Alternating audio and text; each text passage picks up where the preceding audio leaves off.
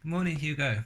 So today is the 27th of January 2020, and today is Grandma's birthday, and she was born in 1958, so that means she's 62 years old today. And I think you've probably got that on your calendar. So yeah, that's cool. And what else was I wanted to talk about?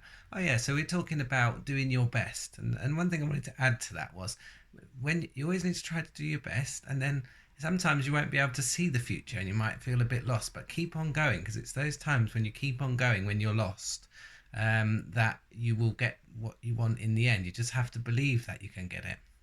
Okay, well, that was really all I wanted to say about that.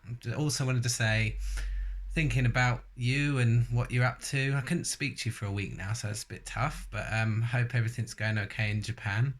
I hope that you had a nice weekend with your car and you did lots of nice fun things. And I hope you got my parcel, which I sent you with the Lego and chocolate and everything. Um, and yeah, that's about it. So we're nearly at the end of the book now. I think we've only got a few chapters left, and this one is it's quite a short chapter, so it shouldn't take long. So here we go.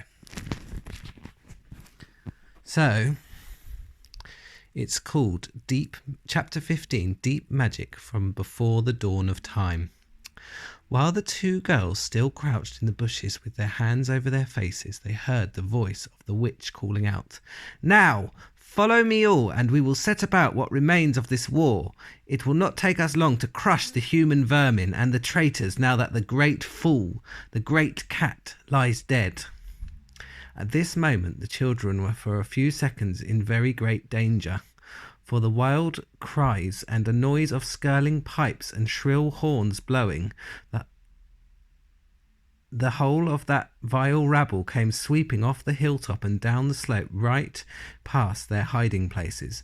They felt the spectres go by them like a cold wind, and they felt the ground shake beneath them under the galloping feet of the minotaurs, and overhead there went a flurry of foul wings and a blackness of vultures and giant bats. At any other time they would have trembled with fear, but now the sadness and shame and horror of Aslan's death so filled their minds that they hardly thought of it. Oh, look, yeah, look. There's a minotaur, that bull-like human. And what's that there? Some sort of flying bat, maybe? And pig-type thing. Yeah, it looks horrible, isn't it? So, as soon as the wood was silent again, Susan and Lucy crept out onto the open hilltop. The moon was getting low and thin, and thin clouds were passing across her, but they still could see the shape of the lion lying dead in his bonds. And down they both knelt in the wet grass and kissed his cold face and stroked his beautiful fur, what was left of it, and cried till they could cry no more. And then they looked at each other and held each other's hands for mere loneliness, and cried again, and then again were silent. At last Lucy said, "I can't bear to look at that horrible muzzle. I wonder, could we take it off?" So they tried, and after a lot of working at it, for their fingers were cold, and it was now the darkest part of the night, they succeeded. And when they saw his face without it, they burst out crying again.